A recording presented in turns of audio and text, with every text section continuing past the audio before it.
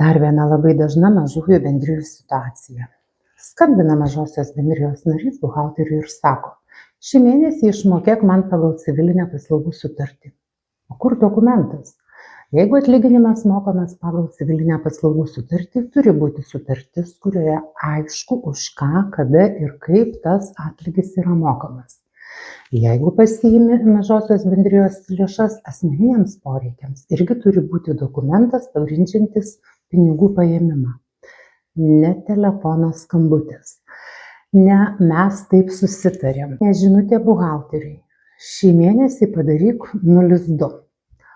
Apskaita tvarkoma pagal dokumentus. Ir tai svarbu ne vien buhalteriui. Praeis 2 ar 3 metai ir pats gali nebeprisiminti, kodėl vieną mėnesį pinigus pasiėmė vienu būdu, o kitą kitu. O tada labai lengva pasakyti: tai čia buhalterė man tai padarė. Ne. Sprendimą dėl savo pinigų priima mažosios bendrijos narys. Buhalteris pagal dokumentus tą sprendimą užregistruoja apskaitoje. Todėl pinigų išmokėjimas iš mažosios bendrijos prasideda ne nuo skambučio buhalteriui. Jis prasideda nuo sprendimo ir dokumento.